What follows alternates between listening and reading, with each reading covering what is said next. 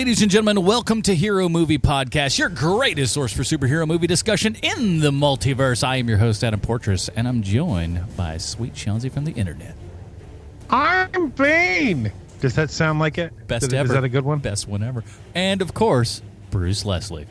I'm a prickly pear, and I shall not speak of Skinny Bane this entire episode. Oh, my Lord. Oh, God. I don't believe you. But, I mean, just from, I will say this, from you just saying that alone, it felt like a weight was lifted off of my shoulders, which was lovely. But, like Sean, I don't know that I necessarily believe it, but we'll see. I was gonna say that in a bad Bane voice impersonation, but Sean kind of stole my thunder on that one. I'm Bane. I honestly, I thought about doing a stupid Bane impression for the entire beginning portion of the intro and everything, and I'm just like, no, that's just like, if I was listening to that, I would just be like, well, this is a podcast I'm no longer listening to because these guys are jerks. We are jerks, but not that kind of jerk, okay? We did have a whole summer of that, man. There were nothing but Bane voices everywhere you looked. Yes, yeah. And you either were like a totally jacked dude or a gigantic fat guy dressed as Bane for a while. It was basically just put your hand over your mouth, speak in falsetto, and say, hey, that's my Bane impersonation. Hey, fake fur-lined coats were just selling a dime a dozen back then, man. It was he raided Vin Diesel's wardrobe for this movie. 2012 was a heck of a time, I'll tell you that. And that's what we're covering today. 2012's The Dark Knight Rises. I hadn't seen this film since the theater and everything, so I was kind of like, okay. We were okay. This actually came from an email saying that I forget who sent it, but basically, I've gone through all the archives here. I've seen that you guys did Batman Begins, but we've got no Dark Knight. We've got no Dark Knight Rises. Am I insane? And 6 years in, yes, we are going to do the Dark Knight Rises. Why no Dark Knight? We need some more Patreon people for that. So patreon.com/HMP. That's how I'm going to start this thing out, man, because we'd like to thank everybody over at patreon.com/HMP. I think we have about 45 people supporting this program right now, and we'd like to thank them. Of course, if you're among those people, you get the pre-show, the post-show, and the Dinger Zone, which this week's Dinger Zone episode, we talked all about the brand new Wonder Woman 1984 trailer, and whoo, do we have some opinions. So if you want to check that out and all the other fine stuff you get on patreon.com/HMP, do that today. We'd really appreciate it. And of course, one of our little Patreon votes is coming up pretty soon, so, you might want to get on that toot sweet, everybody. Patreon.com/HMP. As we said, this is a long time coming here, but here is the trailer for The Dark Knight Rises. Lucy, can you see by the dawn's early light? You are as precious to me as you were to your own mother and father. I swore to them that I would protect you, and I haven't. The twilight's last gleam. The mayor's gonna dump him in the spring. Really? Mm-hmm. But he's a hero. A war hero. This is peacetime. You think this can last? There's a storm coming, Mr. Wayne. You and your friends better batten down the hatches. Because when it hits, you're all gonna wonder how you ever thought you could live so large and leave so little for the rest of us.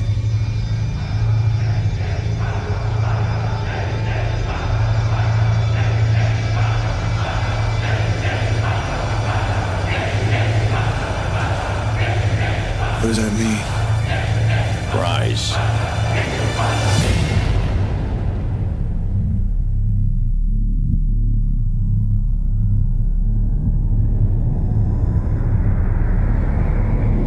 When Gotham is ashes, you have my permission to die.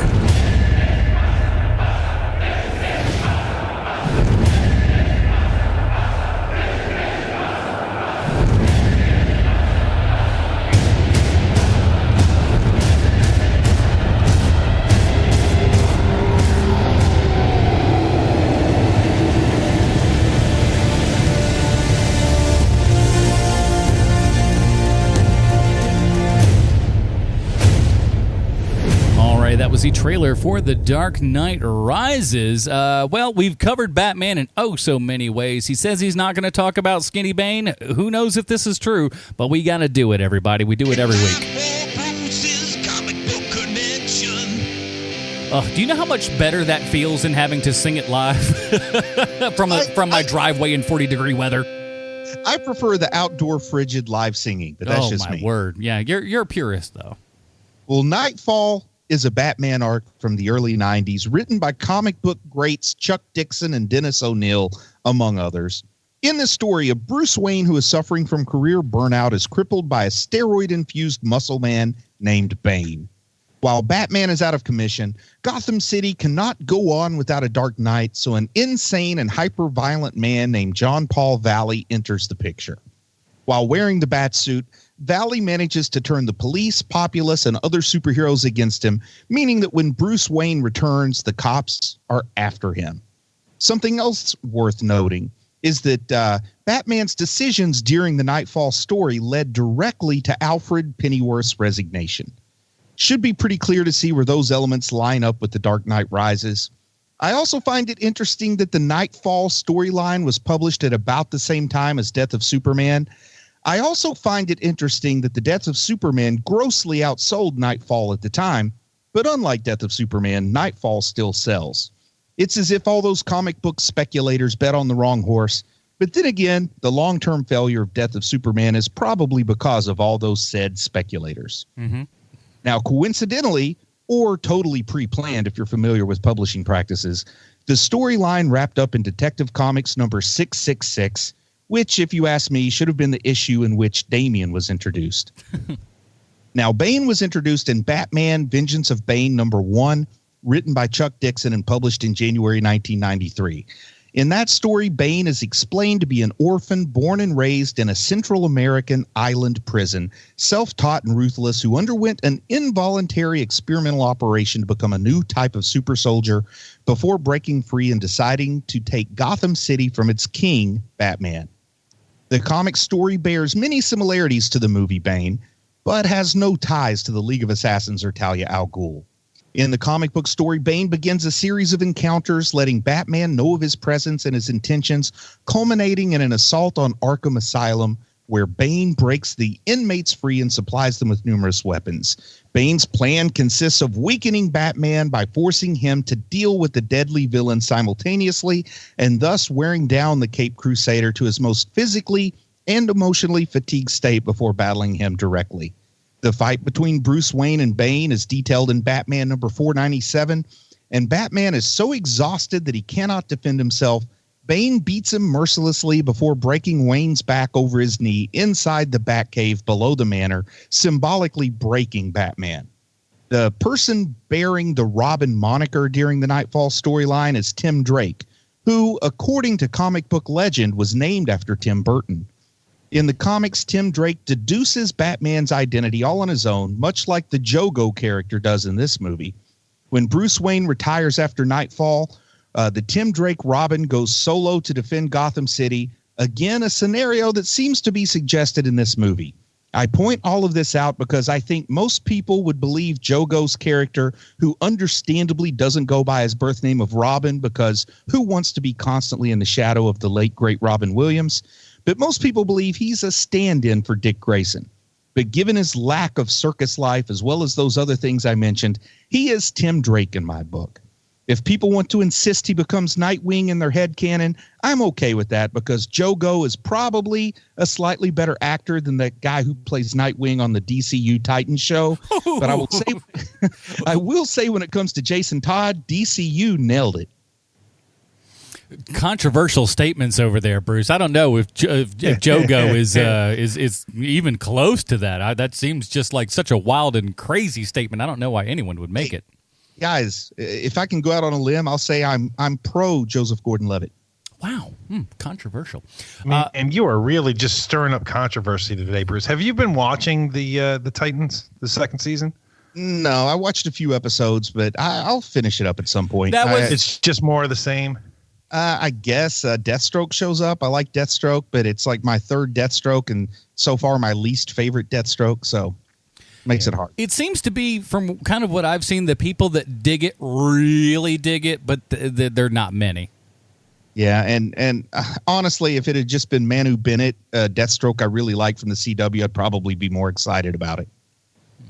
Well, here is the IMDb plot line for The Dark Knight Rises. As we know, IMDb always 100% correct in everything they say and or do. 8 years after the Joker's reign of anarchy, Batman, with the help of the enigmatic Catwoman, is forced from his exile to save Gotham City from the brutal guerrilla terrorist Bane. This is directed by Christopher Nolan, written by Jonathan Nolan and Christopher Nolan, based on a story by your favorite and mine, David S. Goyer. Oh, golly, who wasn't happy? Everyone. Goyer had as much to do with this movie as I did. Well, I don't know, because a lot of this seems very Goyer-esque to me, in as much as he always tends to do with no matter what the comic book property is, not just Batman, be it Nick Fury or any of the other Ghost Rider, all that kind of crap. He just takes a lot of wide paint strokes and just goes like, yeah, that's exactly what we need. That's what it is. I know all these things. I read Wikipedia for half a bleeding second.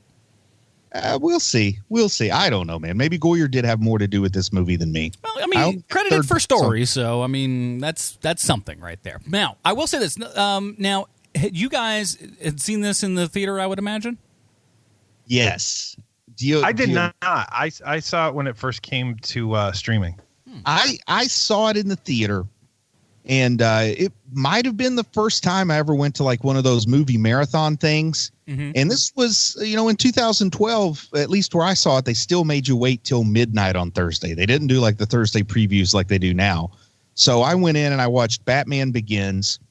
Then I watched The Dark Knight, and I watched this movie immediately after The Dark Knight, which isn't the best way to watch any movie. You know what I mean? It's like, you don't really, no matter how funny the guy is, you're not that into Ralphie May if George Carlin just left the stage. That's fair.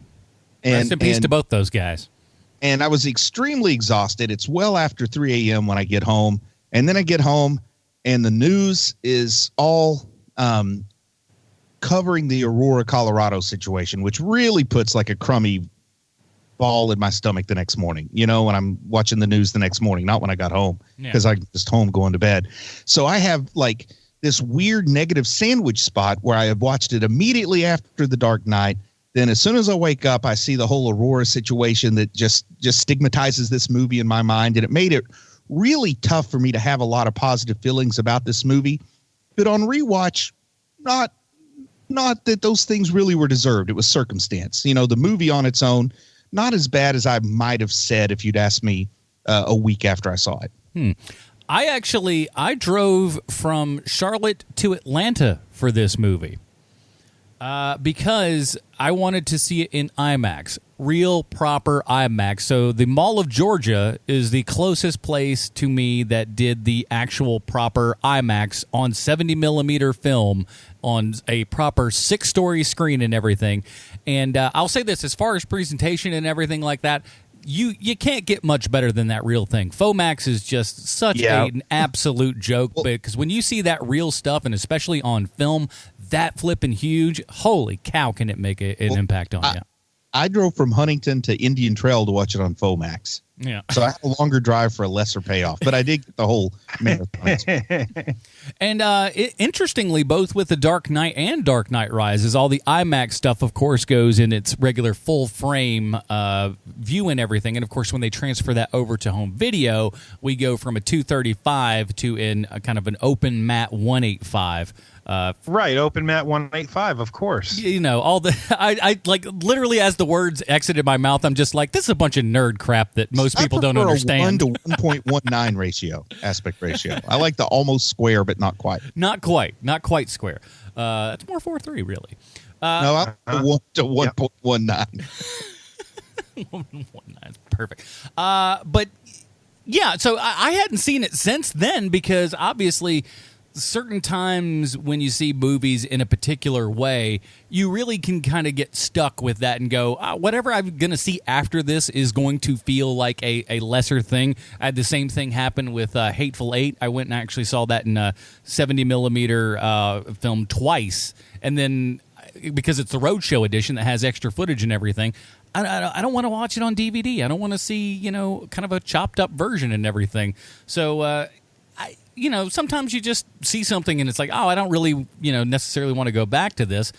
But I went back and I got to say it not as bad as I kind of remember it. And, I think you're absolutely right, Bruce. After Dark Knight, it's a steep hill to climb up. Yeah, I mean, I wouldn't wish that on any movie to be shown immediately after The Dark Knight. Or even a couple years later. But, I mean, and this is Nolan once he's really kind of got his way and everything and can kind of do whatever he wants, because Dark Knight was such a huge, giant success. Then he goes off and does Inception, which also, his own idea and everything is wildly successful. And then, comes in and does yet another Batman. But maybe he had too much of a... I don't know. I mean... I'm thinking I probably like this movie better than you, Adam. So this could be interesting talk. What say you, Sean? Well, here's my thing with this movie is that, like you guys are saying, there was no way that this movie was it didn't have a chance. It wasn't going to win. You know what I mean? It couldn't possibly win because of everything that happened with the last one. And I know that everybody now in retrospect is like, it's not bad. It's pretty good, this movie. But here's the big thing with this movie, because I think all three of us, we saw it. It feels like it's 18 hours long, which is something that it has going against it. Mm-hmm. But the other thing is that Bruce Wayne, and it is Bruce Wayne in this movie. It's not Batman. There's very little Batman in this movie. As a matter of fact, the middle of this movie, you don't see any Batman at all. Mm-hmm. But Bruce Wayne is very sad in this movie. And that's the thing that I didn't get when I saw it, so many years ago when it came out to streaming, is that this character is very, very sad, like legitimately a sad person. And he's sad throughout the entire movie until the last, 5 minutes. Where, and it's true, because he's sad over the way that he's handled things. He's sad that, things have gotten better, but not really. And then Bane comes in. That's a nightmare. He doesn't want to be Batman again. He becomes Batman. He gets beat. He's sad for that. He's sad that he needs to get back to where he was, like 6 years previous for Dark Knight. For the Dark Knight, not Dark Knight Rises, just the Dark Knight, and he's sad that he has to do that, and then he finally, he succeeds, and he's still sad. You know what I mean? And so this movie is basically just about a very sad man dressed as Batman sometimes, and it's a very good movie. I think that this movie now, watching it with new eyes, with clear eyes, it's a lot better than I remembered it being. But with that being said, there is a whole lot of this movie. This is not something where, you know what, for funsies, I'm going to throw this on. Like that, it is not that movie. This is not the first Ant-Man. and this as well as Batman Begins suffers in my book in that if I'm going to take 2.5 to 3 hours and decide to watch one of the Nolan Batman movies, it's always The Dark Knight. Sure. I don't rewatch Batman Begins unless, I'm in a hotel and it's on cable and it's like, fun, I'll watch this. I don't rewatch this. I mean, if I'm going to sit down and rewatch a Nolan Batman flick, it's going to be The Dark Knight. So as a result, I've seen The Dark Knight like a bajillion times. I've seen this in Batman Begins very few times. And something else that I remember leaving the theater with the first night I saw this, where I saw all three movies consecutively, and something that still holds up now is this is a good, solid sequel to Batman Begins. It's like there's Batman Begins and The Dark Knight Rises as a 2-movie series, and then The Dark Knight just stands on its own. I mean, you could just pull that out, and it's just like almost a totally separate universe. Yeah, that's interesting, but I never thought about that. But you're not wrong. I mean, maybe we'll get to it as this goes on, but there were rumors that there was plans for the Joker to be in this movie. And if Heath Ledger had lived and Heath Ledger's Joker was in this movie, it would be a disaster, because who's going to care at all about Bane if you've got that villain from The Dark Knight who's just maybe one of the best movie villains of all time on screen? Yeah. Now let's talk about our main villain here, Tom Hardy, fresh off of his Inception run here and everything with Nolan. So, like a lot of these people, if you go through the cast and everything, it's a lot of kind of Nolan regulars and whatnot, or people that would become kind of more Nolan regulars. But Tom Hardy, man, what were your thoughts on Tom Hardy? Because I know you're probably the biggest Bane fan of the three of us, Bruce. What were your thoughts when Tom Hardy was kind of introduced as Bane, or at least the idea of him before you even saw him? Well, for one, the post-Venom, seeing Tom Hardy as Bane feels differently than it did before Venom. Because, I see Tom Hardy as Venom, a very different kind of character here. I like him. I don't know what else I can say other than I like him. Some liberties were taken with the character from its source material, and I think that was fine. Also, I'll just go ahead and say that I don't think Bane's voice is as bad as everyone carried on about in 2012. Actually, I find it kind of appealing now. Here's the thing with the voice for me. The actual thing, and for me, it's always when I'm doing the Bane voice, I'm just doing kind of a weird Sean Connery impression, really.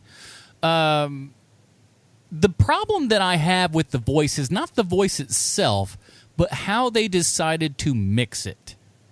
Did that bother anyone else? Because it just, his voice doesn't feel like it's in the room. It feels like it's a really just heavy-handed ADR in post, and we made him say whatever we needed to fill in the plot. It is all post ADR. I mean, that's entirely. I'm aware of how it works. It's not supposed to sound like that. Is my point. Okay, well, I think just because of the, I guess the affectation and the effect on it, it is going to kind of it's a little brighter than the other sounds around it. I'm not a big fan actually of the sound as a whole in this movie.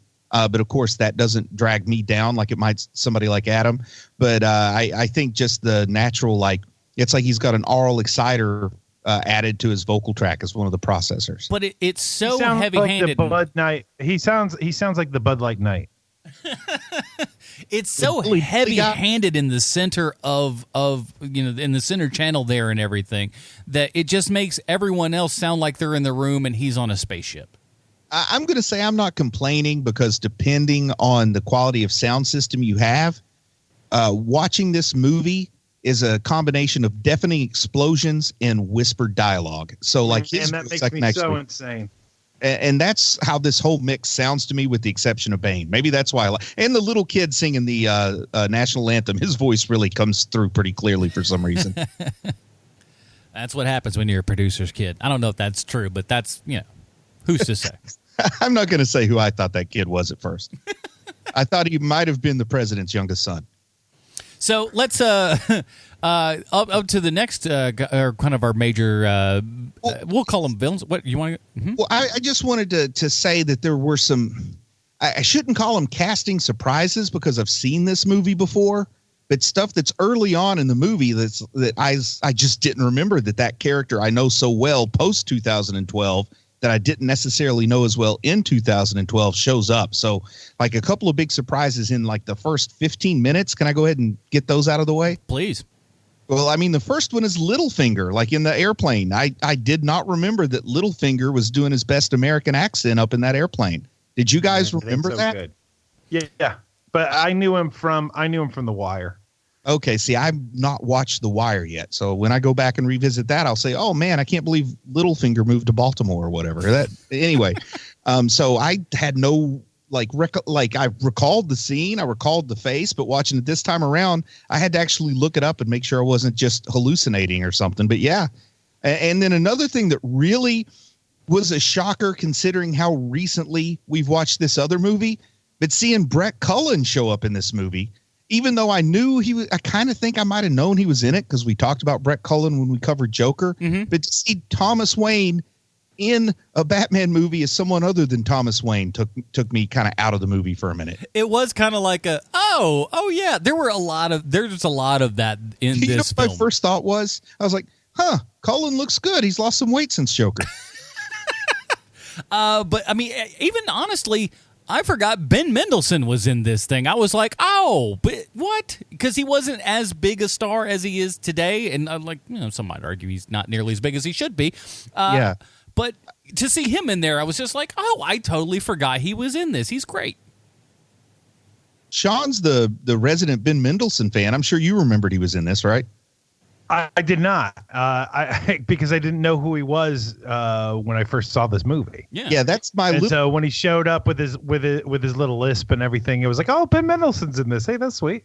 And I'll also say an actor named Bern Gorman. Do you guys know who I'm talking about? Oh, yeah. Great creepy guy casting as Ben Mendelsohn's underling. He was like, some people are born to play creepy guys in movies. And yeah, we need a little dude who's like, who kind of looks like he's just, you wouldn't trust him alone in a room with, you wouldn't want to be in a room alone with him. How has he not played multiple Nazi scientists over the years? Oh, he's kind of tailor-made for that if you look at him. Perfect for it. He's still out there working, so if they ever do that Indiana Jones reboot, he's your man for the Nazi scientist you need. And of course, Matthew Modine. Again, that's another one I was just like, oh, right, he's in this too. He had this other little resurgence, kind of in the early-ish 2000s. And what is the deal with him? Okay. Do you know what the deal is with him, Adam? In as much as? Well, see, he was basically about to become the biggest star in Hollywood for a while, after Full Metal Jacket or whatever it is he's in. Mm-hmm. And he just got bigger and bigger, and then he just went away.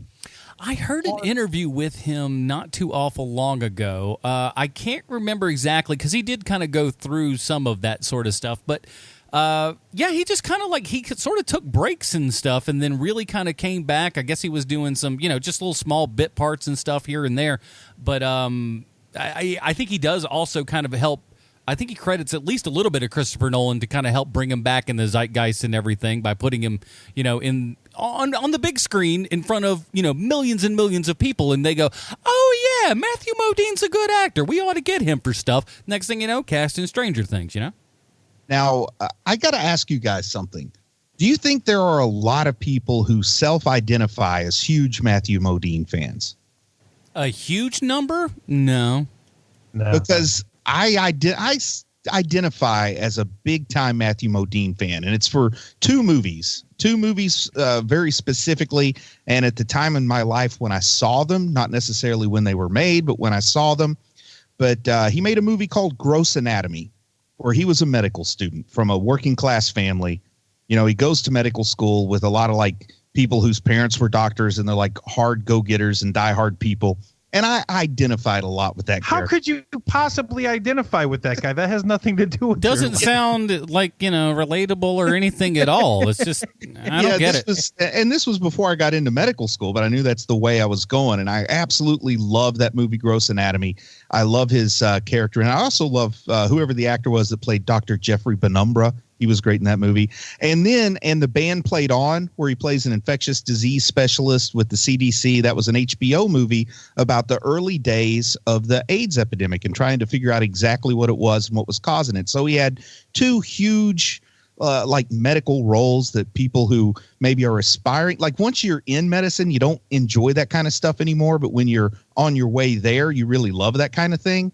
And because of those two movies more than anything else, I'm hugely team Matthew Modine. That's why I was hoping his career didn't go down because of some disgusting scandal or something. No, I know that's basically what I was asking. I don't think so. Now, I haven't seen the movie Funky Monkey, where he plays an ex-football star turned spy and he teams up with a chimpanzee named Clemens. But I bet that's a good movie, too. That sounds like a right up Sean Kovacs alley kind of movie right there. Oh, it's got a chimp in it, you says? Yeah, but anyway, I'm a big Matthew Modine fan. And while we're on the topic of casting, can we talk about Anne Hathaway a little bit? Let's do. What I want to know is, what did you guys think when you first heard Anne Hathaway was going to be Catwoman, Selena Kyle? I'll go. Please. I'll go. So I know there's a certain segment of the population that can't stand her. I'm not one of those people. I think that she is very good in certain roles, and in other roles, it's just like, well. Yeah. And so when she got cast as Catwoman, I was like, oh, well, Nolan. So I'm going to give him the benefit of the doubt here. She could be perfect, like she could be perfect in this. Maybe there's a reason why they cast her. Very much like when you first hear that, like Michael Keaton is going to be Batman and, stuff like that, where you're just like, they're going that way, huh? You must That's know weird. what you're doing, I hope. Yeah. And so when she shows up in the movie, and I think she's great in it. I really do. I think that she is a different kind of Catwoman, which, there's a different kind of everybody in these movies. And I think that she does a very good job. Yeah, I don't care for the outfit. To me, that's like, I wish we would have gone a little bit more comic booky. I think that looks ridiculous. But as far as her performance and everything goes, I'm a huge fan of her as well. Good-looking lady. She's a fantastic actress. I thought she absolutely deserved that Oscar for Les Mis. She was still like, I watched that little area right there, that one song that she has. Holy moly. It rocks you every single time. Just so darn good. And but yeah, big fan. In 2011, I thought of Anne Hathaway. Like, she's in Disney movies. She's in the Princess Diaries or something. Like, in my mind, I pictured her as destined to have a long and successful career in like Hallmark movies kind of thing. I don't know if Hallmark movies were such a big deal in 2011, but I just pictured her as a really bad choice for Catwoman. I was so pessimistic about Anne Hathaway in this role. I watched this movie. I'm in love with her. By the time she quick changes from the maid's outfit to the little black dress, I'm like, oh my God, this might be the most wrong I've ever been about anything in my life. And because of this movie and this role, I now tell people I'm a huge Anne Hathaway fan. I don't think I've ever seen another movie she's been in, but I am a huge Anne Hathaway fan. Now it's my turn to ask you a question. Yes, sir. Bigger Matt Modine fan or Anne Hathaway fan? Anne Hathaway. Sorry, Mr. Modine, but your time has passed. The future belongs to Hathaway. Viva la Hathaway. Get out of here, old man. Your time is over. But we just need to take a moment and do like the obligatory salute to the man with the best eyelashes in Hollywood. Oh, yes, indeed we do. Who? Batman Nestor Carbonell. Oh, right. Yeah, right. like the best eyelashes in the Hollywood game. There ain't nobody better than that dude. Plus, how awesome is it to see Batman in a Batman movie? It's pretty sweet. And Marion Cotillard. Holy smokes. First of all, again, off the Inception train with Nolan again. So she's obviously a great pair with him. And that's another one. It's just like, you have Anne Hathaway and Marion Cotillard in the same flick. Why don't you just take my money now? I'll just say I was a fan of Cotillard's ever since the first time I saw a picture of her eyes. I mean, she's all about the eyes. Eyes are kind of a big deal to me, and hers are like spot on. Oh, that's a good looking lady right there. Yeah, the eyes have it. Okay, I'm going to say something controversial right now. Let's hear it. After 3 Batman films, I do not care for Michael Caine as Alfred. I don't think that's that controversial. Is it not? Because I know a lot of people. I feel like a lot of people really just go like, "Oh, he's really really great," and I'm over it. I think he's weak. I think he's weak. If you like Michael Caine in general, you're going to like him as Alfred. If you don't like Michael Caine that much in general, you won't like him as Alfred, because what you're getting isn't Alfred. You're getting Michael Caine, and I happen to like Michael Caine just fine. So I think he's fine as Alfred. On my list of favorite Alfreds, he's not in the top 3, probably. So take that for what it's worth. John, Michael Caine, yay, nay? I like Michael Caine too. I don't have a hot stance on it like Bruce does, but he's pretty good. You don't have all the Alfreds numerically ranked in your mind, ready to come out. I don't. I'm sorry, buddy. I don't. I'm sorry. Maybe that's the new rating system for us. The system. But I'm I think he's how do I put it? He's got that kind of like panache or like gravity just by being Michael Caine, where it lended credence to the first movie that he was in it. You know what I mean? Yeah. How does he compare to Jeremy Irons as Michael Caine? Talk about bringing gravitas to the role. Well, Jeremy Irons, like he's there for the paycheck, man. Like he does, and he's also in the film for like maybe 5 minutes, maybe. He also like what movie is this? What are we doing? Oh, okay. I'm going to go ahead and just say, in my memory, and I may be remembering this wrong, but I did watch all 3 movies consecutively. In the first 2 movies, Michael Caine actually tries to have a posh accent. In the third one, it's just Michael Caine and his old-fashioned Michael Caine Cockney. Like, it was striking to me watching all 3 in a row how it was like, oh, wow, he quit trying to do an accent in this one. Now, I haven't seen the other 2 in a while, but I mean, watching this one, I'm just like, he's just being Michael Caine. I'm like, and I understand that that's also, when you order Michael Caine up, that's what you're going to get a lot of times. I feel like this movie bought a house to replace the one that Jaws 4 bought. You know what I mean? Like, that's the level of involved I got from him on this one compared to the previous 2. Christopher has asked me, and I decided to do it if the paycheck clears. I really like for you to be Batman. Do it for me, please. And can I say this? And like, especially like him and Bruce kind of talking and everything. I have to kind of scream at Nolan and just go, "Are you afraid of like really good close-ups? Why is he afraid of close-ups?" Ooh, Nolan? Not a close-up guy. He's not. He's not a very close-up guy. Definitely not an extreme close-up guy, especially in this film. I'll just put this out there. Let's just say you're paying for an IMAX camera. You don't really need the close-ups in your movies. But listen, you want to do that. You want to do that all. But he's not shooting an IMAX on the steps when they're talking about like I burned the letter from what's her nose and all that kind of jazz because she chose Harvey over you and all that mess. While they're filming those scenes, he's off in a trailer drawing a picture of how he can destroy one of the 2 remaining IMAX cameras after he destroyed one in the previous film. And it's interesting because they're like throughout that scene and everything, they're both in singles. There's not really a 2-shot in there anywhere, and it feels disjointed. And because it's not close, there's no closeness to it. It's not personal. I don't know why that scene in particular really kind of drove me batty, but it felt like it was a just after lunch quick pickup kind of thing, as opposed to like we're really making this an emotional portion of the film. I got a question, Sean. Maybe you'll want to field this one. Maybe you will too, Adam. But how do you think that phone call to the IMAX camera guys went after what happened in The Dark Knight? Yeah, here's the thing. Okay, we're not flipping any trucks this time.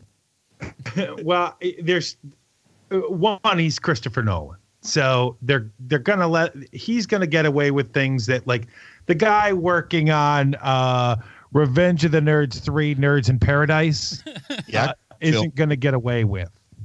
Oh, well, he should have. That would have been wonderful at IMAX. Oh my! but it's Christopher Nolan. Like he is going to be able to get away with it, even though at that point he's not at the height of his powers because he broke the camera on the movie that gave him the blank check. Yeah. But I think that there is an understanding that look, the great filmmakers are going to be able to do whatever the hell they want whenever the hell they want to, and the movie studio has insurance for a reason. And so that's a big pay that is a big check to write, but it is why the insurance is there in the first place. And Christopher Nolan says, okay, so this movie is going to make $1 billion, which these Batman films, I believe, if I'm not mistaken, all 3 of them made at least $1 billion. I think it might just be The Dark Knight, but I don't know. No, this one, I looked, I think, if I'm not mistaken, I just looked at it. I don't remember the exact number off the top of my head. I'll look it up. I feel like Batman Begins was early enough in this superhero age that it was considered a huge success when it made like $500 million or something like that. Oh, for sure. I mean, that's the thing is like, even the longest time that these things couldn't really, $1.08 million or $1 billion rather. So they're doing just fine. Yeah, so it did make $1 billion. Good. Yeah, everyone made like tons of money off of these things. If they charged you by the minute, it would have made twice that much. For every minute that you stay in this theater, we charge you an extra $5. Now, I do want to go back to just the plot of the movie here for a minute to point out that I'd like to be so rich I could lock myself in a room and shoot arrows for a week. Wouldn't that be nice? A week? Try 8 years, my friend. And I think this was a lot of the problems, and let's see how they kind of fare amongst this kind of rewatch and everything. A lot of the big complaints about Batman within this, or Bruce, depending upon how you want to look at it, is that him kind of retiring for these 8 years, closing himself off and staying away, didn't really feel super Batman-y. Did you guys have that feeling this time around, or was that something that you had previous? Because that's what it kind of felt like to me. Is like, I just don't feel like Batman would kind of give up like it seems this one has. What's the most beloved, most well-known, probably most highly rated Batman story of all time? Killing Joke? No. Dark Knight. The Dark Knight. Okay, and there you go. That's the story of Bruce Wayne locked himself up in his mansion for like 10 years and then came back out. So I honestly think whether or not it felt right that is Nolan, who probably read very little of comics, but everybody kind of knows that Dark Knight storyline. I mean, the name of the last 2 movies, for heaven's sake, tells you there's a little bit of Frank Miller love going on here. So I think he's just trying to parallel that storyline in his own way. And it works for you guys? Sure. Why not? Sure, why not? Always a good ringing endorsement. Well, look, man, there's themes to each one of these movies, right? So the theme of this movie is basically is about rebirth and finality. And so he's going to have, it's going to start with him in a bad place because that's how fiction works. And then And so, yeah, he's going to be holed up for a long time. They're going to, the only thing they really have to go on is Howard Hughes from real life. Mm-hmm. And so that's sort of who Bruce Wayne is at the beginning of this movie. He's battered and beaten up and he can't physically do it like he used to do. I mean, it's Rocky 3. Yeah. It's Rocky 3. I mean, he's been ducking the big fights. He's gotten fat and out of shape. He's hurt really bad. They're telling him not to fight anymore. He goes and fights Clubber Lang and gets his lunch handed to him. And then he goes. He's got a giant, sexy robot. Yeah, which the missing. I guess Michael Caine's the closest we get to a giant, sexy robot here. Beep bop boop, Mr. Wayne. He after being hurt really bad by Clubber Lang, he goes back to Mickey and trains in a pit, and then comes back and beats Clubber Lang. So that's this movie. This is essentially Rocky 3. Everybody, come on. It is the third film, so it all makes sense, really. Yeah, I mean, it's definitely not Return of the Jedi, so that's the only other third movie I can think of.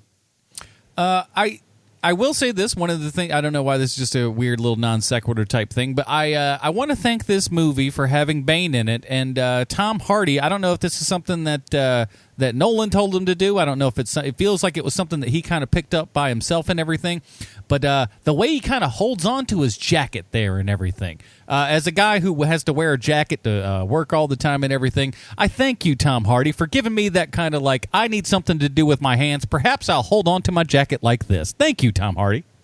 I love that move. Yeah, good move. It's kind of like a good looking move. It's comforting. It's just kind of like you got everything in there. You're ready for the roller coaster of life, as it were.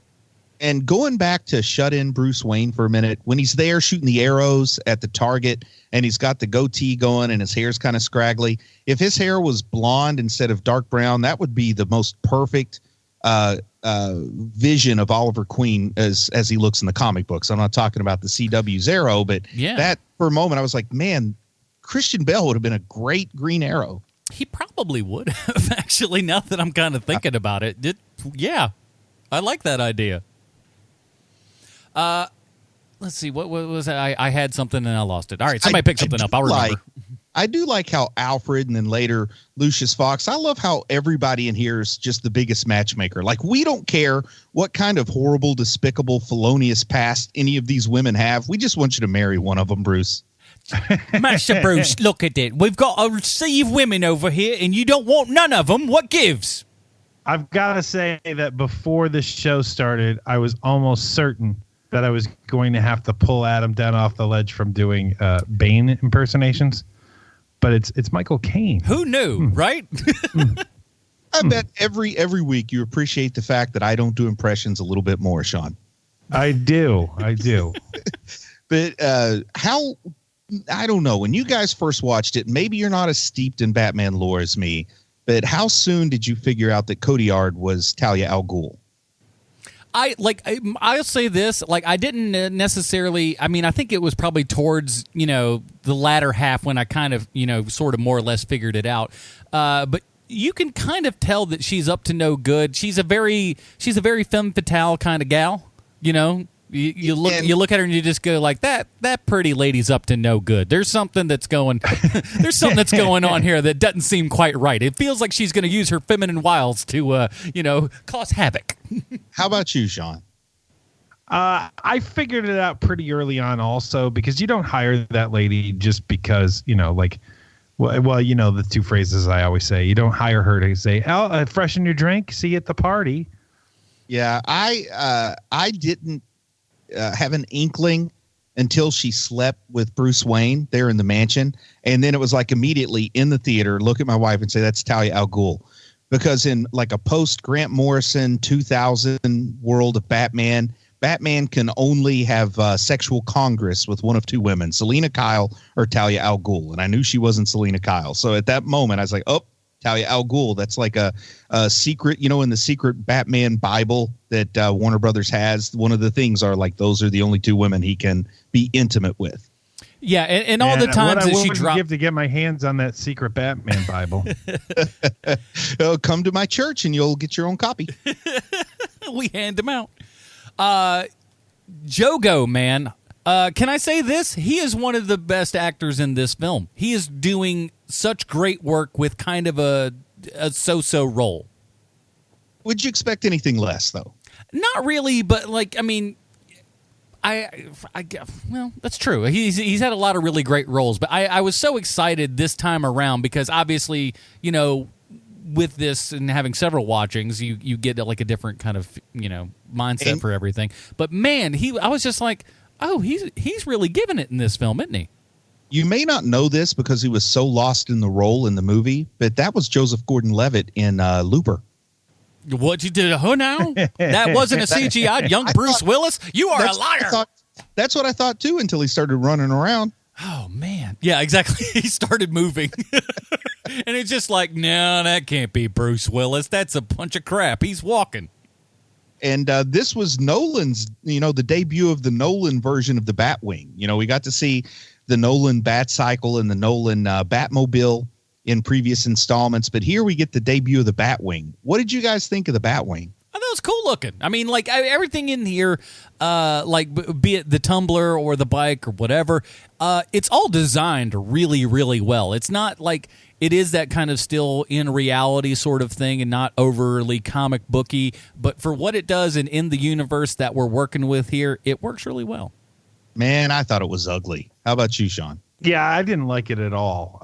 It's one of those things where it's like, that's a step too far. For me, anyway. It was one of those like, man, it must really function well because it's ugly to look at. So the motorcycle coming out of the car you're cool with, but absolutely. That thing. No, I was not. I was not cool with that either.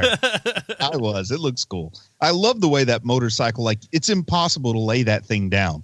If I had a motorcycle like that, I'd still be riding. Just I can't do it.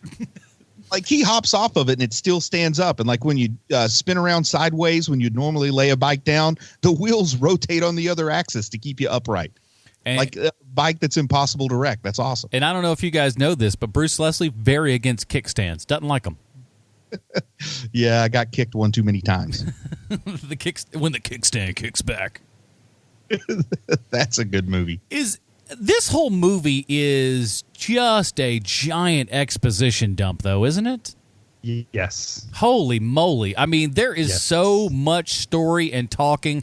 It really feels like, for a movie as long as it is, there's not a lot of dead air. A lot of things just happen. It's not a Terrence Malick film where we're just going to see some crap for about 45 minutes. I don't really want to see Terrence Malick's Batman. I know some people would. No.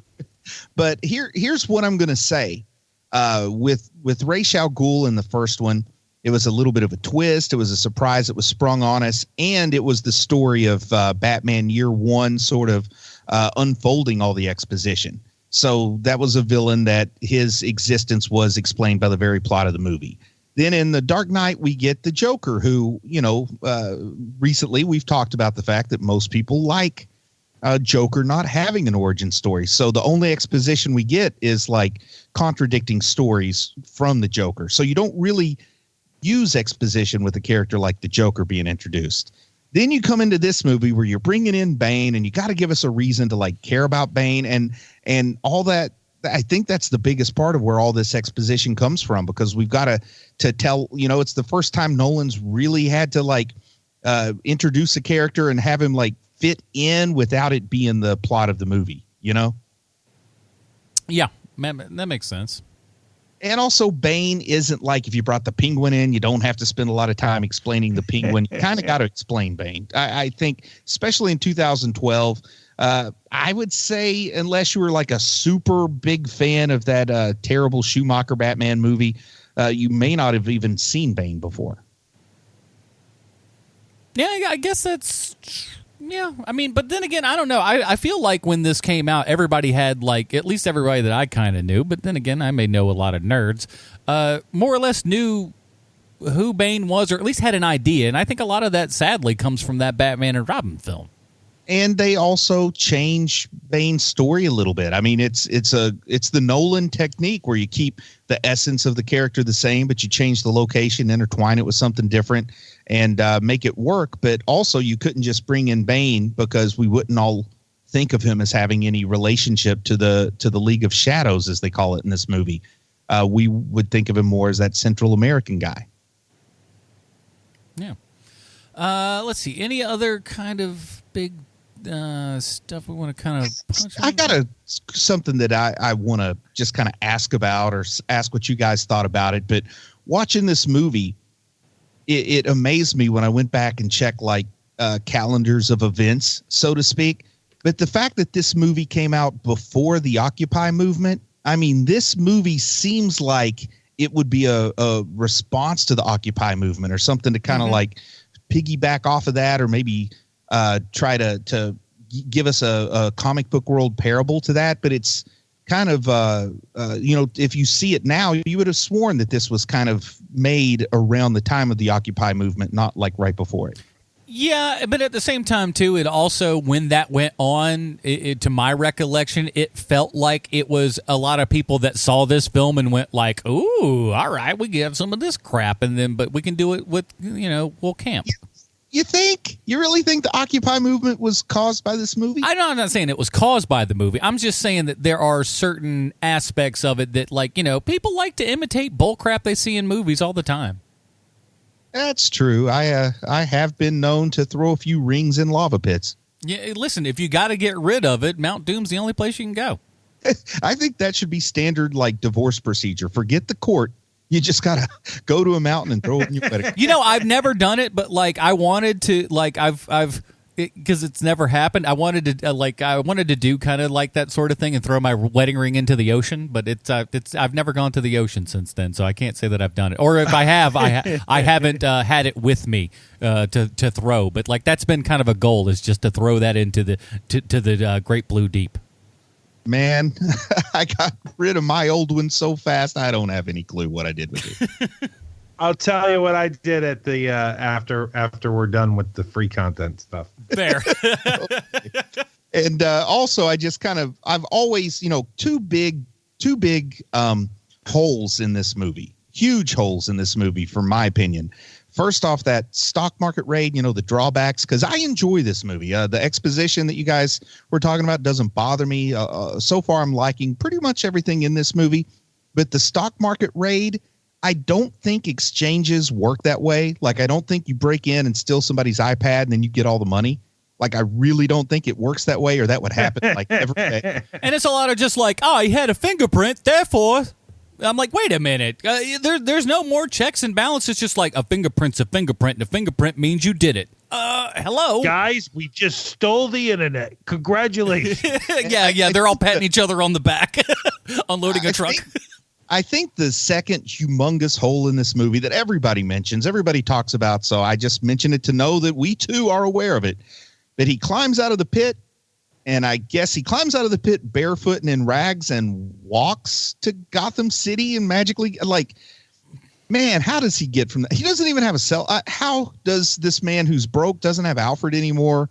I guess he could get a hold of Lucius, but like, how does he get from the pit to Gotham City and show up on that bridge just when Selina's out there? Like, was he out there for days knowing eventually she'd make her way there? Oh, God, she's showing up, isn't she? I'm running out of rations here. What's going on? This is really, and it feels like, I don't know, but yeah, you're right. It is the biggest thing of like, I'm out and I'm there. Wait a minute. Does your country have Uber or something that flies you over to Gotham? Is it just a stone's throw away from Gotham? And it's like, well, I mean, it'll take like 2 days, but I can walk there. That's not that bad.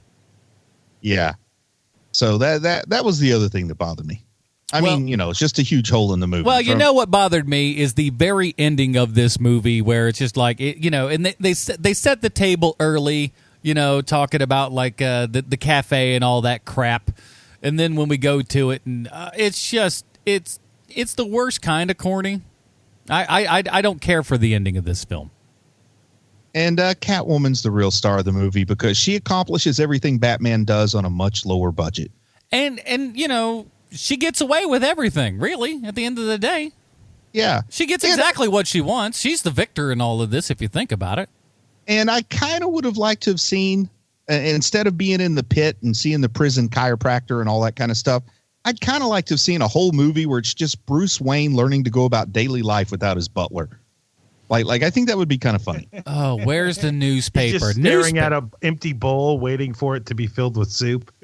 Yeah, like he looks on the box on his TV dinner and it says, "Put in microwave for 5 minutes." He puts it in the microwave, then watches his watch for 5 minutes, then takes it out and wonders why it's still cold. It's still cold. I don't like this. What is this? Oh boy, this rich man's got a lot to learn, and hopefully you guys want to learn a little bit of something because I need to figure out how this movie relates back 1-to-1 with the most magnanimous man in Hollywood, Sylvester Stallone.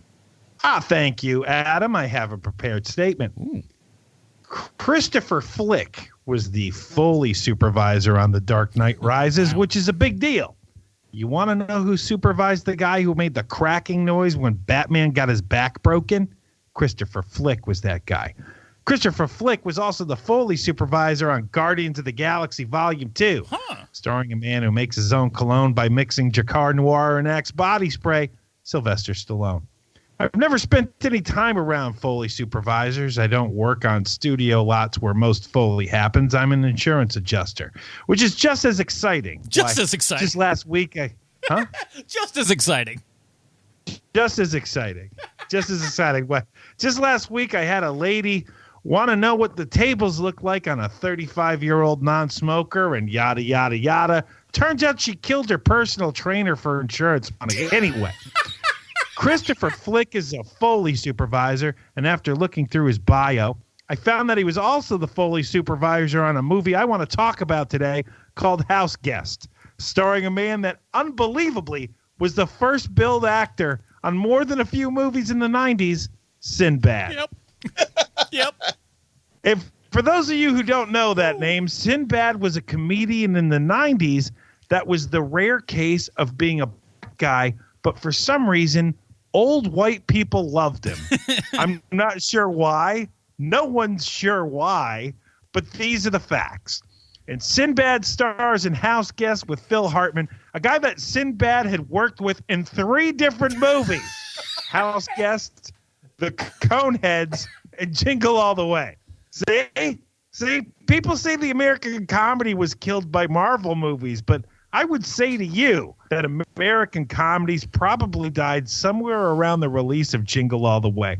As a country, we just gave up after that. It's clear to us now, Americans, just don't understand the way comedy works, and we shut it all down. There's some pretty great trivia about House Guest, like the fact that originally John Candy was supposed to be the Sinbad part.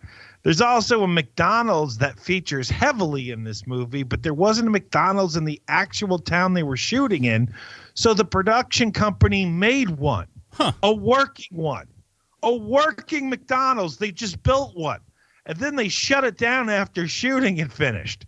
Weird that a movie that had McDonald's play so prominently in it didn't have a Happy Meal tie-in, because it seems like a slam dunk. All right. Because you know who loves going to McDonald's? Old people. And they also love Sinbad. I could totally see a toy where it's a cup and ball game, but you have to land the ball in Sinbad's hand. You'd be wearing Zubas and a shirt so loud that if you took the toy outside into direct sunlight, children would go blind. But what do I know about merchandising tie-ins? We don't even have sponsors for this show since Adam ran them off a few years ago. Hey. And there you have it, HMPers. This week's Stallone connection is Christopher Flick. You're welcome. I'm Sean Kovacs. You're welcome. We've got to cover that Sinbad Shazam movie one of these days. Women be shopping, I'll tell you that. All right, here at Movie Podcast, we have our own patented Robin rating system. If you'd like to check that out, head on over to Facebook.com/Hero Movie Podcast. It's right there at the top of the screen. And Bruce, where does The Dark Knight Rises fall on the Robin rating system for you? There's a scene in this movie where Batman puts something spherical that's beeping in Joseph Gordon-Levitt's hand and says, count to 5 and throw. If anybody ever did that to me, there's no way I'm making it past 2 before I throw that thing. I just got to tell you. Get a little bit too nervous too quickly. It's just like, 1, 2, I got to get it out of here. It's like, how does he know how fast I count? You know, that's what I'm thinking. How does he know I'm not doing Mississippi's? Does he think I'm doing Mississippi's? Anyway. He didn't count on him not knowing how to count.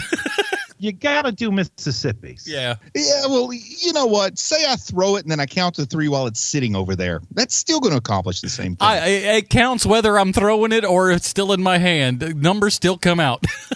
Yeah. So anyway, as I said before, I think Joseph Gordon-Levitt's character is most closely Tim Drake version of Robin. So I'm going to give this movie a Tim Drake because I actually like it a lot more than I remembered liking it. It's no Dark Knight, but few movies are. So I say this is better than a Damian Wayne. I give this a solid Tim Drake. Very nice. Sean? That's me too, man. Tim Drake all the way. It was not nearly as because I didn't think it was bad, but it wasn't nearly as middling as I remembered it being. It's way sadder than you remember it being. It is a very sad movie. And also, it's super long, but it's a Tim Drake. Yeah. For me, I'm going Damian Wayne there, right in the middle. If you would have asked me before this watching and everything, I think I would have probably have guessed that I would go Stephanie Brown with this. But yeah, better than you imagine. And I think especially given the amount of time that we've had between then and now, if you haven't watched Dark Knight Rises in a while, you might want to, pick it up on a rainy afternoon or something like that, because it's not nearly as bad as you might remember if you're one of those people that remembers it not nearly, as fondly as you do The Dark Knight. But as Bruce says, I mean, come on, man. The Dark Knight is The Dark Knight. It's pretty tough to get over that hump, but, it ain't that bad. And you know what else ain't bad? People that support this show over at patreon.com/HMP. Since those, people came out and said, we don't want to do business with you anymore, Adam, because we don't like the things that come out of your face hole. We rely solely on the people over at patreon.com/HMP. You guys are the oil to the gears that make this program work, and we thank you. And then you know what the best part about being a Patreon member is? Not only do you get the pre-show, not only do you get the post-show, not only do you get the Dinger Zone, every single month, no matter what level you're at, you get to vote on a movie that we watch. And this month we are voting on Christmas movies. What are those? Christmas comic book related stuff. Some of them's television. So check those out over at patreon.com/HMP. They'll be there to vote just about the same time that this podcast goes up and everything. So do that. And if you're not a member, please think about it. Become a member, because the more people that we get, the more likely that we're going to actually review The Dark Knight one day. 6 years in, we haven't reviewed The Dark Knight. And maybe that'll happen one day. We'll see.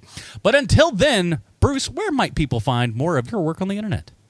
If you want to listen here in just a few days, you might hear me talking about the HBO television show Watchmen on the world's one of the world's 3 best podcasts, and that is the Redford Administration, a show where we ask 30 questions about each and every episode of Watchmen on HBO, and we answer them for your listening pleasure.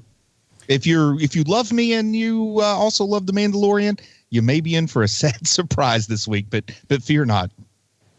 And Sean, what about you? I am also on the Redford Administration, that I do with that fella that just spoke and you, Adam. What? I'm also on another podcast called The Mandalorian 30 Questions, where this week it will just be Adam and myself preparing 30 questions for The Mandalorian's latest episode. Adam, are you going to actually write 15 questions? Oh, baby, I'm writing so many questions you don't even know. I'm a question writing machine over here. You got to understand. I mean, like, the questions are flying fast and or furiously. And listen to the after show if you want to know why these guys suspended me for a week. Yeah, it's yeah. You can only find that stuff. I mean, that's exclusive to Patreon people. Those are the people that really they get on the inside. And you'll learn what I did with my wedding ring. Oh, I mean, come on. Do you need more stuff? Do you need more things? We got all those things. Check us out, patreon.com/HMP. That is it, everybody. Join us next week when we're talking our Patreon vote for Sean Kovacs, Bruce, Leslie. I'm Adam Portrais. Stay super, everybody. Bye, Marty and Evie.